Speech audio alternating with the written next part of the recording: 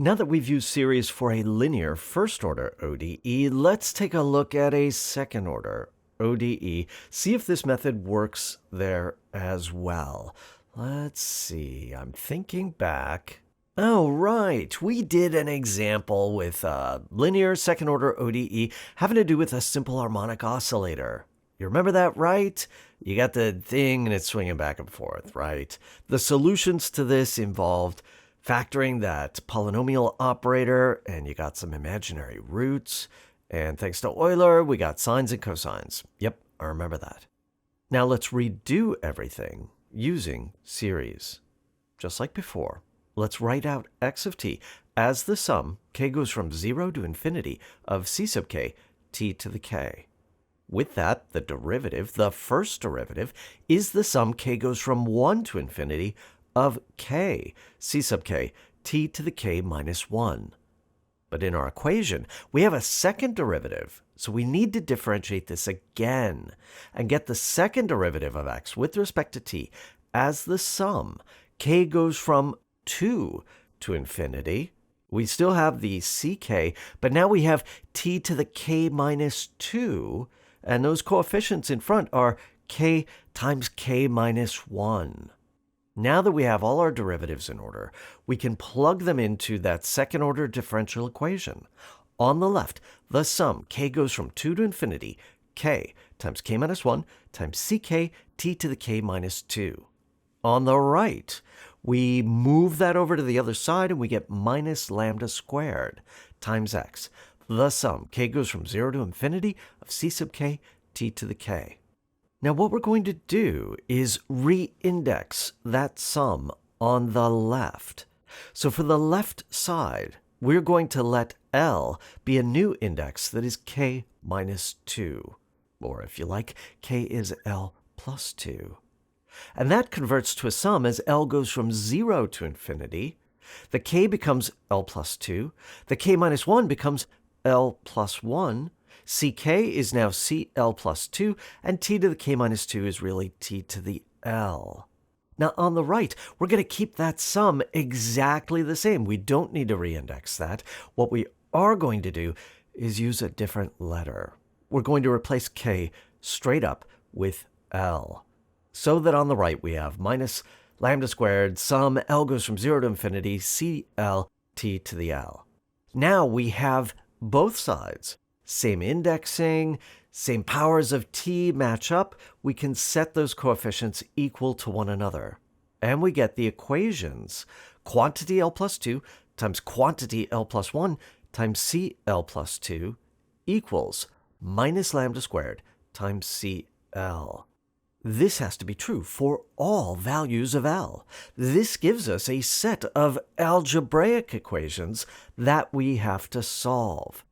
So the good news is we don't have to integrate. The bad news is we have to solve a lot of algebraic equations. But we can do so inductively.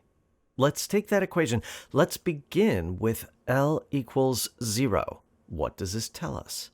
This tells us that C2 is equal to minus lambda squared divided by, let's see, 2 times 1. That's 2 factorial times C naught. You'll see why I'm using factorials. Let's increment. When L equals 1 on the left, we have C3. On the right, we have minus lambda squared divided by 3 times 2 times C1, that's 3 factorial, times C1. Keep going. When L equals 2, we have C4 equals minus lambda squared divided by, let's see, 4 times 3, that's 12, times C2. Knowing what we know about C2, that is plus lambda to the 4th divided by 4 factorial times C naught. Ah, this is getting interesting. Let's do one more. When L equals 3, we have C5 equals minus lambda squared divided by 5 times 4, that's 20, times C3. But C3 had that 3 factorial down there. Oh yeah, this is going to work out nice. This gives us lambda to the 4th divided by 5 factorial times C1. And now I'm seeing enough terms to guess at what the pattern is. And this is kind of a familiar pattern. Notice the powers of lambda, notice those factorials, notice the alternation in the signs. We can inductively state that C sub 2k, so the even terms, are given by -1 to the k times lambda to the 2k divided by quantity 2k factorial times C naught. And that's something that I think you'll recognize. What about the odd terms?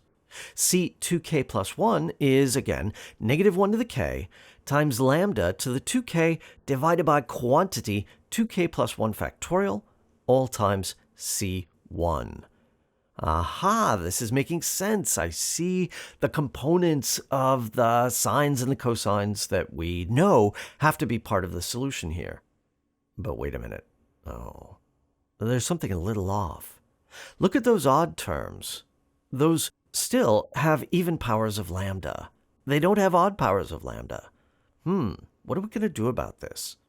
I'd really like for that numerator to be lambda to the 2k plus 1, so let's multiply the numerator by lambda. But of course, we're going to also have to divide by lambda to keep this the same. Having done so, we now see that when we plug those coefficients into the original series expansion for x, that it breaks up into the even terms and the odd terms. The even terms give C naught times cosine lambda t. The odd terms give us that modified coefficient C1 divided by lambda times sine of lambda t. And this is very satisfying. This gives us the thing that we know is the solution, and it returns the initial condition C naught as one of the arbitrary coefficients out in front, the other one being C1 divided by lambda. I find it very satisfying that simply expanding out by series in an agnostic way and following the algebra leads you directly to the series for sine and cosine that are the main components of this solution. In general, series methods are going to work really well with linear, ordinary differential equations of whatever order.